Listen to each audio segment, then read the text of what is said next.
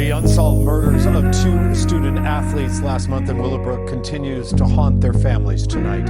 As NBC4's Beverly White reports for us, steps are now being taken to help bring their killers to justice.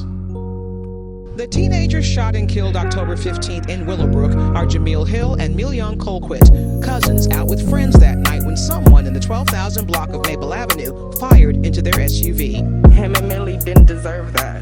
Distraught family members flanked detectives today when a $10,000 reward was announced for information that leads to the arrest of the killers. Detectives believe Jamil at the wheel saved the lives of 3 other passengers by driving off after he and Milyon were shot. The SUV crashing in a stranger's driveway, where the very next day, loved ones erected a memorial to the dead boys. With few leads and no motive, LA sheriffs hope the lure of a payday will flush out whoever murdered the schoolboys. Jamil Hill, the 17-year-old star football player, and 16-year-old varsity basketball player Milyon Colquitt.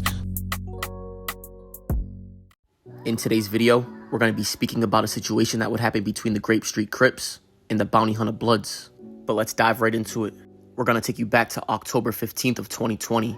And on that day, 2 people would be killed in Willowbrook on 122nd Street and Maple Avenue. The shooting would happen at 11 o'clock at night, and when police responded to the shooting, they would find a Range Rover riddled in bullets 2 streets away, which would be 124th Street.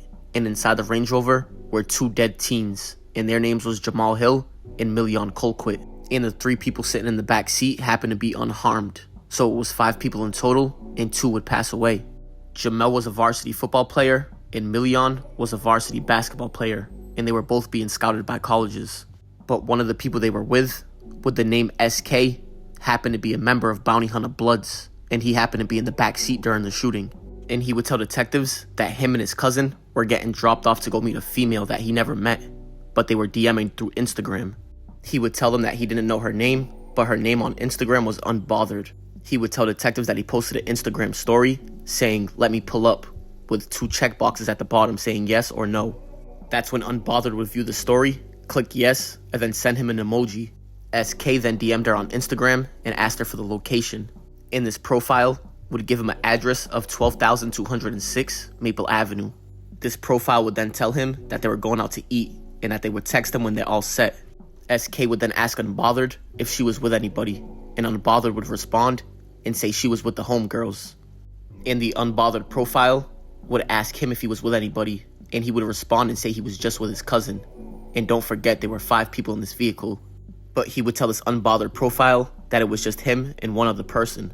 Then around 10:20 at night, SK would text Unbothered again, and this time he would say that he was coming over. SK would ask Unbothered if he can come into the house, and the profile would respond and say yes. He would then try to video call it, and there would be no answer. He would then text Unbothered and say to come outside, but again she would not answer. So he would try to video call again, and get no answer yet again. But after a few minutes, Unbothered would finally answer and ask SK where he was. SK would respond and say, "I'm outside." SK would then ask Unbothered which house it was, but she wouldn't answer. Then at about 11 o'clock at night, SK would send a video from inside of the Range Rover to where he would zoom into the house of the address that they sent. And the receipts in the DM would show that the video was opened and viewed. And after a few minutes of the DM being opened and viewed, SK would try to call again, but Unbothered did not answer yet again for the 3rd time. And as SK was turning off his phone, he would look up and see a dark figure a few feet away from the vehicle, moving fast from the back of the vehicle to the front. And that's when the dark figure moving fast would open fire on the vehicle. SK would say that he saw 3 people, 1 in the street opening fire, and 2 on the sidewalk. And all 3 were dressed in black, with hoodies tied tight, and wearing gloves. The shooter would open fire about 30 times, and he was only standing about 4 feet away from the Range Rover. And Jamil happened to be driving, and Milyon happened to be in the passenger seat, and they were the only 2 hit. And even though Jamil was hit, he would pull off, and the shooter would open fire 2 more times. The vehicle would eventually crash and come to a complete stop 2 streets away. Milyon was hit 4 times, and Jamil was hit 12. Police would gather surveillance footage from the area, and they would see a light-colored Chevy Equinox arriving and reversing into the same driveway about 20 minutes before the shooting. And detectives didn't make any arrests or have any leads besides the Instagram name Unbothered, and on top of that, the light-colored Chevy Equinox. But after a month, on November 10th of 2020, police would offer a reward for any information regarding the shooting. And in the meantime, police were trying to figure out who was behind the Instagram Unbothered. That's when police would learn that in September of 2020, which would be 1 month before the murder, the Instagram profile Unbothered started to follow SK. And the profile picture on that Instagram would be of a female. But like we said, SK didn't know, meet, and never communicated with Unbothered before. And after police finally gathered the information on who created the Instagram, by going through the data, they would figure out that somebody from Grape Street named Miniman created it through his email. And Miniman's last name would be Bird. And around this time, officers would search SK's phone, who would be the member from Bounty Hunters. And for some reason, he would have a picture in his phone of somebody with the last name Broomfield displaying gang signs while standing in front of a light-colored Chevy Equinox. And like we said, SK was from Bounty Hunters, but Brumfield was from Grape Street. And the Chevy Equinox that Brumfield was standing in front of had a distinctive bullet hole in the back of the driver's side of the vehicle. And after seeing that picture, detectives would rewatch the surveillance footage taken from Maple Avenue to compare the Chevy Equinoxes, and they would notice that both of them had the distinct bullet holes in the back. And SK would also tell detectives that in August of 2020, which would be a few months before the murder, him and Brumfield's sister used to FaceTime frequently. SK would say that he never met Brumfield's sister or hung out with her, but he knew that Brumfield was a member of Grape Street. Brumfield happened to be a little bit older than SK, and during one of the FaceTime calls, he would jump on the call that his sister was on, and he would tell SK that he beat up his older brother. SK's older brother is also from Bounty Hunters, but SK would respond to Brumfield, and he would diss Grape Street and a few dead members. And police would also learn that Bird, aka the one that made the fake Instagram, and Brumfield are cousins, and they're both from Grape Street Crip. And this is when police would begin to watch them both close. And a few weeks later, on November 23rd of 2020, police would see Brumfield standing in front of a black Infiniti that was double parked on the street. And as Brumfield seen officers, he would get nervous and he would start to reach towards the front passenger side. He would then get out and lock the vehicle.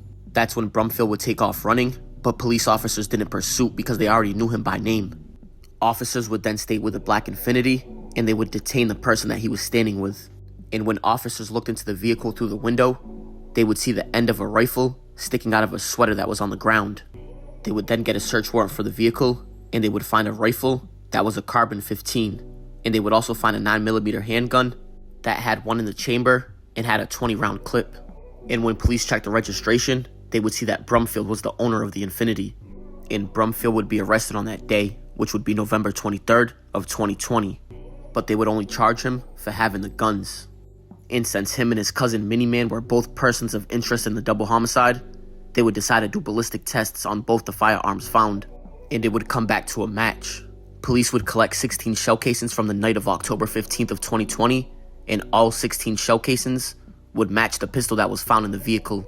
And the crazy thing is, 2 unrelated shootings would come back to the same 9mm also. One shooting on October 1st of 2020, and one shooting on October 8th of 2020. And the person shot on October 1st of 2020 happened to be a member of Bounty Hunter Bloods with the name Calvin Williams, and he was shot on West 83rd Street.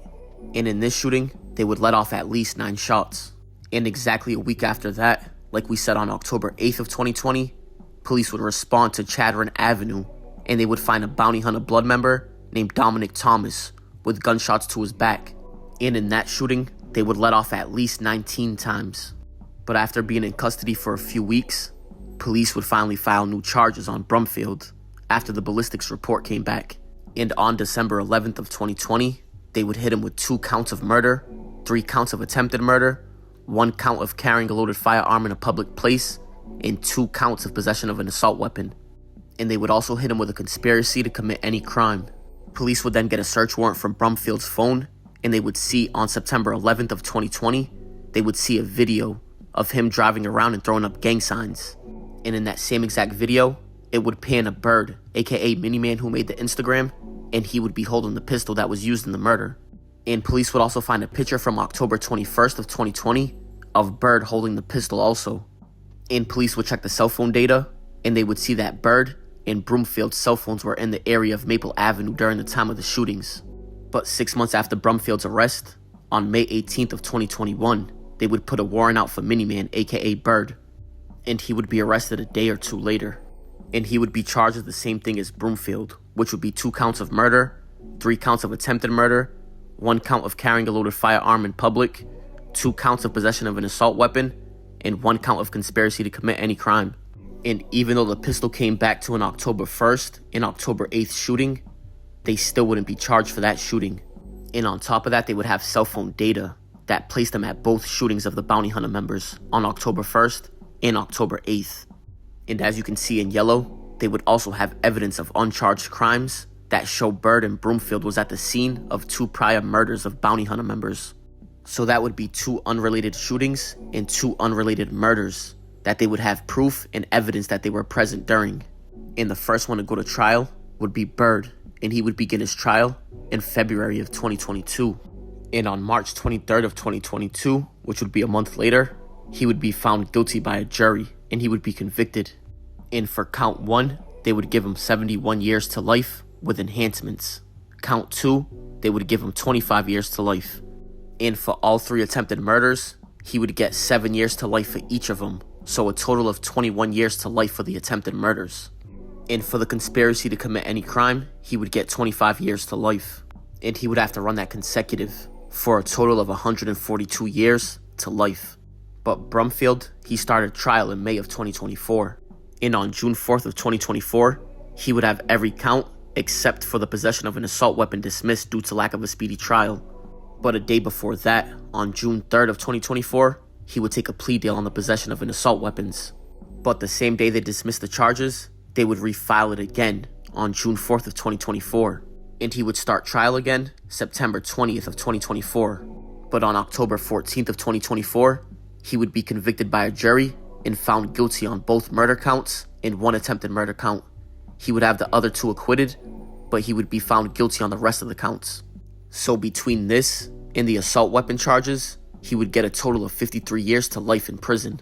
But that right there is going to wrap it up for this story, and I'm sending my condolences to Milion and Jamel's family, and may they both rest in peace.